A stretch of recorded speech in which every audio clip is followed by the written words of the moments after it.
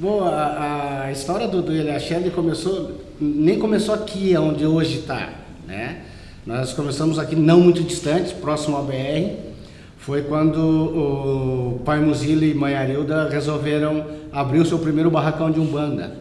Eles tinham, depois de ter frequentado algumas casas de Umbanda por Curitiba, eles foram da corrente da Umbanda do pai Veco, da mãe Beatriz, né, tia Lúcia, e aí começaram a atender no fundo do apartamento na Dr. Muricy. E com o passar do tempo começou a clientela a ser cada vez maior, a procura pelas entidades ser cada vez maior, ao ponto de estar atendendo por noite em torno de 40 a 50 pessoas. O pai Muzilo e mãe Arilda resolveram montar o barracão. Então foi montado primeiramente próximo à BR, ao lado da antiga boate Nega Fulô. Lá permaneceu por uns 2 anos. Isso foi em torno de 1971, 72, quando surgiu o primeiro barracão lá, né? 2 anos depois, aquele barracão era alocado, foi comprado esse terreno aqui e comprado o barracão. Então, desmontado lá, e se montou a estrutura aqui, que hoje estamos, né? Isso foi em torno de 1974, que se solidificou o barracão, então, do pai Muzilo e mãe Arilda. O barracão era chamado de Centro de Estudos Espiritualistas de Umbanda e Candomblé Senhor do Bonfim, né? Logo após isso, numa primeira vinda, o primeiro contato que nós tivemos com o Candomblé foi uma vinda do rei do Candomblé do Brasil, à época, lá por volta de 1975, 76, 74, né? Acho que 75 já estava, 74 mais ou menos. O José Ribeiro de Souza, que era o rei do Candomblé do Brasil, ele veio numa visita ao Paraná e aí nós tivemos o primeiro contato com o Candomblé, né? Logo depois disso, tivemos já a visita do Tata Fernando de Oxaguian e foi aí que se solidificou, né, a entrada do Candomblé na casa, com a feitura do pai Muzilo por um filho de santo do Tata Fernando, o pai Olivar, desculpe, e a mãe Arilda fez o santo com o Tata Fernando Costa. Nesse barco foi interessante, porque nesse barco esses filhos que recolheram junto com a mãe, né, a mãe era a rombona do barco, né, era a dofona, né, do barco, eram também formados por outras 2 paranaenses, a tia Beatriz de Mulu e a tia Neide de Iemanjá, que era de Paranaguá. E a 4ª pessoa lá era do Rio de Janeiro, lá, né? E saiu esse barco. 1 ano depois, os santos, né, os assentamentos de santos dos 2 vieram para Curitiba e foi feita uma procissão aqui na frente, trazendo o santo, trazendo toda a estrutura do Candomblé para dentro da casa, né? E aí começou a história do barracão da mãe Arilda e do pai Muzilo, né?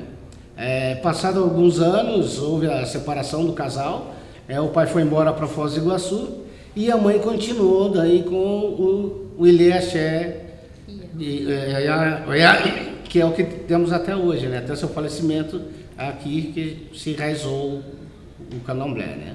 O pai era radialista desde cedo, fazia rádio, televisão e teatro, né? Tanto o pai como a mãe faziam rádio. Se conheceram no meio artístico e dali se casaram e levaram um bom tempo essa vida artística. Numa época onde se falar de rádio e televisão era aquela coisa movida a graveto ainda, né? E minha mãe era garota propaganda da Todeskine, ao lado da Rodrigues. Quando veio a Anissete Bruno e o Paulo Goulart para cá, eles fizeram televisão juntos, né? Quando eles voltaram, que o Ari foi junto, a mãe foi convidada e ela não foi porque o pai não tinha sido convidado, né? Então daí foi só o Ari e a mãe acabou ficando e logo depois, com o nosso nascimento, o nascimento dos filhos, ela acabou deixando o teatro, deixando um pouquinho a televisão e o pai ainda insistiu. O pai ainda fez teatro um bom tempo. Eu acho que a última peça que ele fez era... até um Faria, que era meu padrinho, né? A última peça que ele fez foi Até o Último Homem, em 76, se não me engano, que era justamente, foi marcante porque era ele se despedindo do teatro e estreando a Fátima Freire na época, né? E depois que ele abandonou o teatro e tal, logo ele começou com o Barracão. Ele já não estava conseguindo conciliar o teatro com o Barracão, porque fazer um espetáculo ali demandaria ensaio, demandaria toda aquela montagem do espetáculo e tal, e isso começou a interferir nos dias em que ele atendia e tal, e ele optou, ele disse, não, vou abandonar a carreira e me dedicar a ser sacerdote, é o sacerdócio que tem. E ali foi onde ele se fez. Não perdeu todo o contato, porque daí, através da federação, o programa de rádio, né, então ele ainda se mantinha na mídia.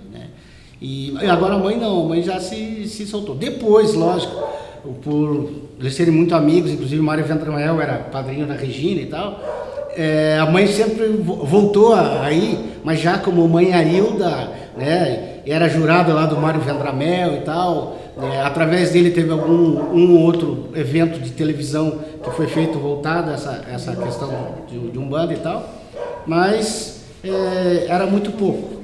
A atividade em si mesmo era no Barracão. No Barracão, né? No início eram poucos os candomblés que tinham no Paraná, né? Praticamente de Queto tinha o pai Antônio, né, que tocava Queto, e aí Tata Fernando trouxe a Angola para Curitiba, né, que começou aqui no Barracão do pai Muzili e da mãe Arilda. Já se tocava daí na casa da tia Beatriz de Umulu. Logo em seguida, não muito tempo disso, tia Cida de Ogum também fez santo com Tata Fernando, né? Alguns filhos do pai Antônio acabaram dando obrigações de santo também com Tata Fernando Costa, que era a mãe Romilda, né, de Nanã. O próprio Veco deu obrigação com Tata Fernando, né? Outra filha de santo que deu, uma filha de Antônio também que fez santo com o pai daí, né? Ela fez a obrigação com o pai. Era a Albertina, né? Que era inicialmente era. Quem fez com o Fernando Costa foi, acho que Itabaú, né? Itabaú de Xangô, né? Foi. Ela que fez, mas fez já, acho que já na casa dela, né? Não, acho que ela fez aqui, né? Itabaú fez aqui. Ela fez aqui para depois para montar a casa dela. Foi praticamente o primeiro santo a ser feito na casa, foi Itabaú, né? Que ele fez aqui, que é por ela não ter sido casa. Logo depois disso foi que houve o recolhimento seu e da Albertina. Eu não lembro dessas datas. Foi logo em seguida. O primeiro Iaô aqui feito foi Itabaú, né? Tanto é que daí ficou a comida da casa como de Xangô e tal, por ter sido ela a primeira a ser feita aqui, né? Também tivemos alguns eventos assim que para o candomblé é muito marcante, né? O primeiro, a Iaô mais nova da casa, do Paraná, a ser feita em Curitiba, foi a Estela, que na época tinha 12 anos de idade. 10 anos. 10 anos de idade, né? Era a Iaô mais jovem que tinha. E o Perna também presenciou aqui o nascimento de uma criança, né? O primeiro Abecum do Paraná também foi aqui em casa, né, Perna? Que a gente chama hoje comumente de Abiaxé. O Daitauci veio de São Paulo, né? E aí ele também fixou casa em Curitiba. E aí o candomblé foi criando um corpo, foi tendo um corpo dentro de Curitiba, né? Hoje são vários filhos de Odé Tauci, já afinado, né? Cafu foi um dos filhos que deu obrigação lá e também montou a sua casa, né? E aí foi. E o legal disso é que os candomblecistas em si, eles se visitavam, eles participavam, muitos, quando sabia que tinha um candomblé na casa de alguém, se fazia questão de ir prestigiar esse candomblé. Eu lembro que logo que Itaúci chegou em São Paulo, ele se fixou numa casa na Boneca do Iguaçu. E eu era de Angola, eu tinha ido para o Rio de Janeiro para aprender a cantar e tocar Angola. E ele era de Queto, e a gente foi resolver fazer um candomblé de Queto. Chegou lá na hora, aquele impasse, o se virou para mim e disse assim: Marcos, você sabe tocar alguma coisa em Queto? Eu digo, eu só sei tocar vaninha. Ele falou, não tem problema, vamos fazer o candomblé todinho da vaninha. E foi um dos candomblés mais animados, porque a vaninha era o mais rapidinho e tal. E olha, foi um candomblé fantástico. Foi um candomblé assim, inclusive naquela oportunidade o Oxóssi do Delta se virou na sala, foi uma festa assim, foi um cerimonial muito bonito, foi muito bacana. E a gente, apesar de ser assim, axés diferentes, né, o pessoal de Queto, o pessoal de Angola, existia uma certa rivalidade em termos assim, por causa das nações, porque algumas coisas eram diferentes, mas a gente sempre era muito bem recebido em qualquer uma que fosse, assim como a gente recebia muito bem o pessoal que vinha, né? Então, existia um tititi por trás, de que, o fulano, ciclano brigava e tal, mas acabava que dava tudo numa mesma família, todo mundo se conhecia, todo mundo se frequentava, então era muito bonito, assim. Quando a Fundação Cultural começou a querer jogar também, tá mais próximo, né? Isso graças ao Glauco, quando passou pela Fundação Cultural, a gente resolveu fazer o afoxé, a abertura do carnaval através do afoxé. E o primeiro afoxé que saiu na avenida foi uma coisa fantástica, porque eram várias as nações ali, vários pais de santos, era o Dei Talci cantando, o Cafu cantando, eu cantando, né? A mãe Orminda cantando, e a gente levando aquele afoxé, Marechal Deodoro adentro, quer dizer, começávamos com o preceito na Praça Tiradentes e vinha o afoxé trazendo tudo aquilo. Então, ali você tinha até uma demonstração, mesmo que para um culto pagão como o carnaval, você vê que o entrosamento de todo mundo está junto, fazendo tudo junto. Então isso era um reflexo um pouco até dessa, de que um pai de santo frequentava a casa do outro, e isso movimentava o candomblé.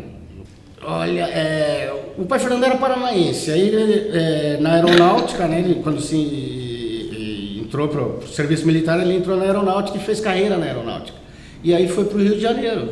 E lá no Rio de Janeiro ele já era um bandista, que lá no Rio de Janeiro ele teve contato com o Casa de Santos, onde ele foi iniciado, né?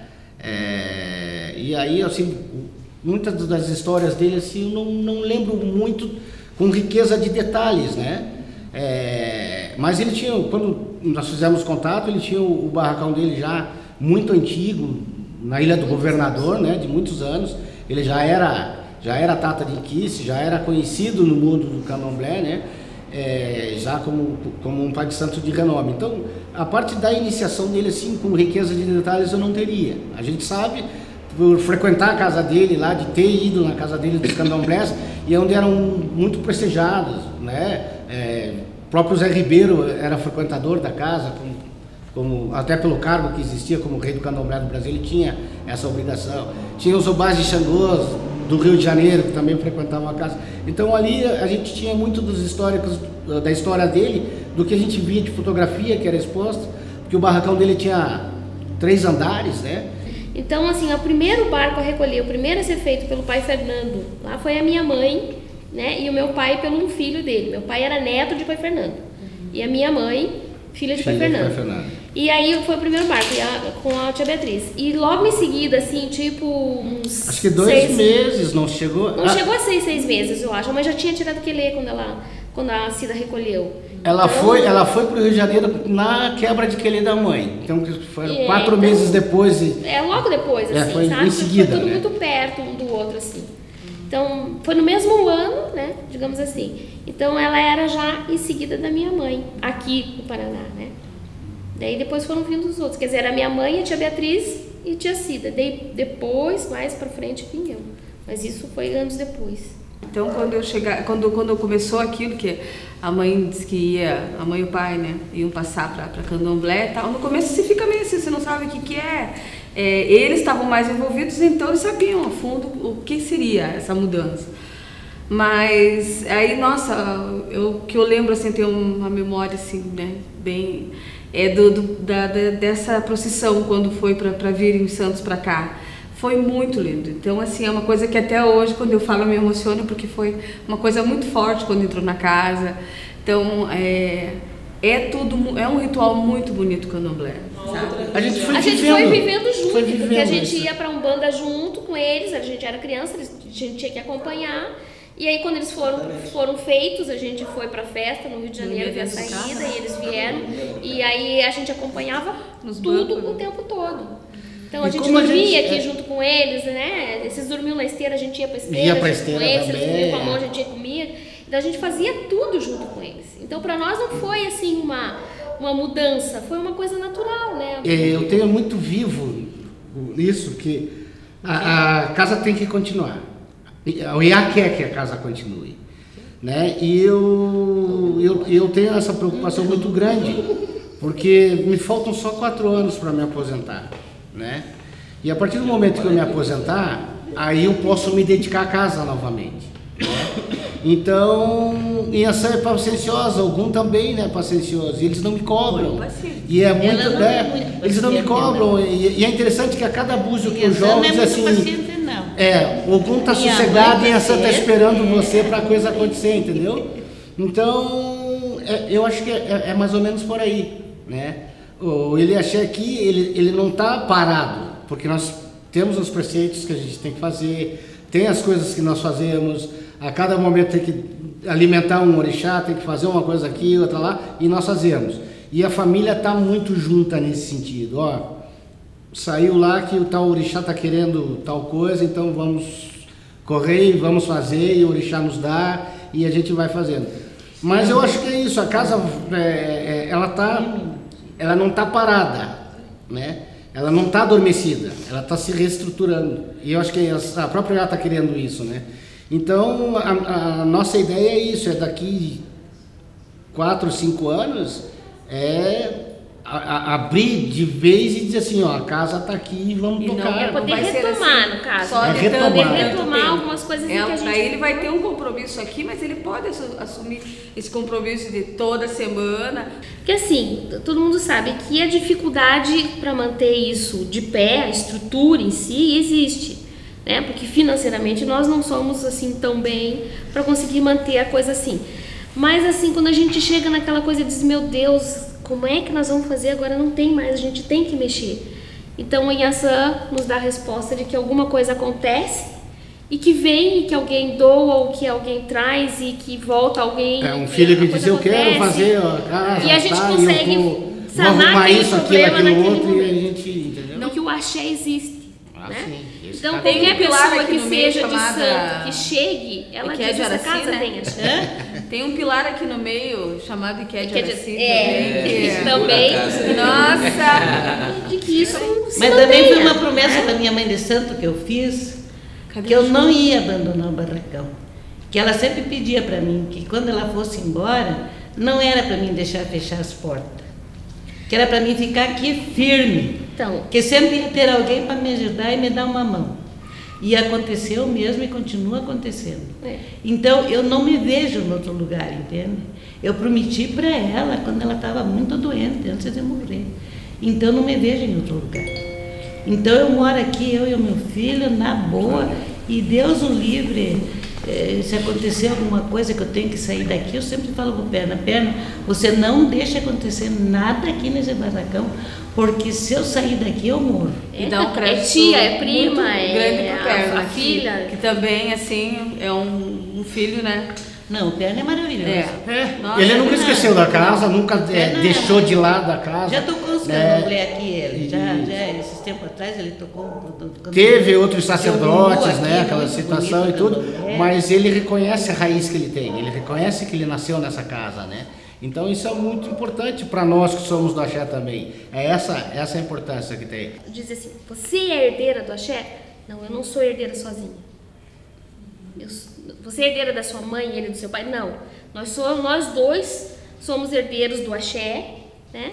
Dos dois, tanto de pai quanto de mãe. A gente divide igualzinho a responsabilidade e todo o axé. Não é eu primeiro, ele depois, ou ele primeiro, vamos depois. fazer Não, juntos. É para fazer juntos. E a hora que tem que fazer, a gente faz juntos. Né? Então a gente não faz nada sozinho. A gente se fala, você tem que vir, você tem que estar aqui. A gente muda a data se ele não pode vir, porque tem que estar todo mundo. Todo mundo tem que estar aqui.